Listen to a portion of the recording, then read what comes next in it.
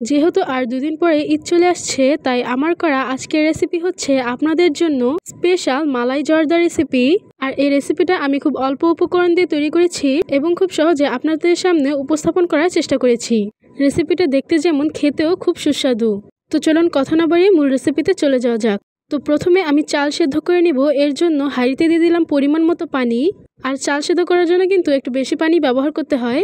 এখন এই পানির মধ্যে আমি একটু ফুড কালার অ্যাড করে নিচ্ছি। আমি এখানে জর্দার রংটা ব্যবহার করেছি। পানির সাথে রংটাকে একটু মিক্স করে নিচ্ছি। এরপর দিয়ে দিব অল্প একটু তেল। আর আজকের জর্দাটা আমি কমলার খোসা বা মালটার খোসা ছাড়াই তৈরি করেছি, এবং কমলার খোসা বা মালটার খোসা ছাড়া কিভাবে তৈরি করতে হয় সেটাই আপনাদের সামনে উপস্থাপন করেছি।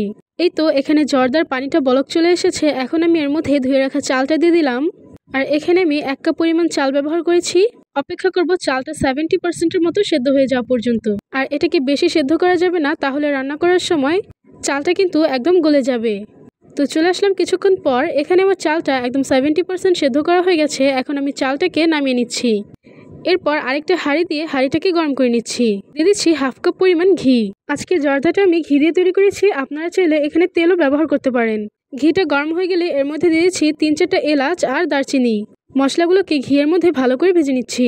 এরপর দিয়ে দিচ্ছি সেদ্ধ করে রাখা চালগুলো। চালটা দেওয়া হয়ে গেলে ভালো করে ঘিয়ের সাথে মিক্স করে নিচ্ছি। এই তো চালটা মিক্স করা হয়ে গেছে। এখন আমি এর মধ্যে দিয়ে দিচ্ছি চিনি।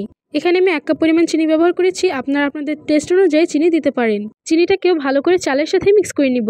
আর যেহেতু চিনিটা চুলায় দিলেই গলে যায়, তাই কিন্তু আমি চালটাকে 70%-এর মতো সেদ্ধ করেছি, যেন রান্না করার সময় চালটা একদম ঝরঝরা থাকে এবং দেখতেও সুন্দর লাগে।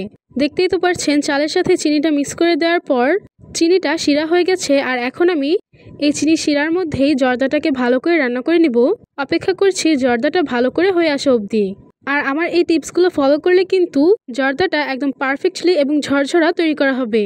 আর অল্প কিছুক্ষণের মধ্যেই জর্দার শিরাটা শুকিয়ে গেছে। আর চালটা তো দেখতেই পারছেন মাশাআল্লাহ কতটা ঝরঝরা হয়েছে। এখন আমি জর্দাটা নামিয়ে নিচ্ছি এবং মালাইটাকে তৈরি করে নিচ্ছি। আর মালাইটা যেহেতু অল্প পরিমাণে তৈরি করব, তাই এখানে আমি 1/2 কেজি পরিমাণ লিকুইড দুধ নিয়ে নিয়েছি। দিয়ে দিচ্ছি স্বাদ মতো চিনি। দুধের সাথে চিনিটাকে ভালো করে মিক্স করে নিব। সেই সাথে ভালো করে দুধটাকে জাল করে নিব। দুধটাকে আমি প্রায় 3-4 মিনিটের মতো ভালো করে জাল করে নিয়েছি। আর দেখে বোঝাই যাচ্ছে যে দুধটা ভালো করে জাল করা হয়ে গেছে। এখন আমি দুধটাকে ঘন করার জন্য এর মধ্যে দিয়ে দিচ্ছি কাস্টার্ড পাউডার। এখানে আমি 1 টেবিল চামচ কাস্টার্ড পাউডারের সাথে 1/2 কাপ দুধ ভালো করে মিক্স করে নিয়েছিলাম। এখন এটা আমি বলক চলে আসা দুধের মধ্যে দিয়ে দিলাম এবং ভালো করে নেড়েচেড়ে অপেক্ষা করব মালাই জমে আসা পর্যন্ত। দেখতে পাচ্ছেন মালাইটা তৈরি করা হয়ে গেছে। এখন আমি জর্দাটাকে ভালো করে প্রিপেয়ার করে নিচ্ছি। প্রথমেই জর্দাটাকে একটা বাটিতে নিয়ে নিচ্ছি। প্রথম লেয়ারটা তৈরি করা হয়ে গেলে দিয়ে দিচ্ছি তৈরি করে রাখা মালাই।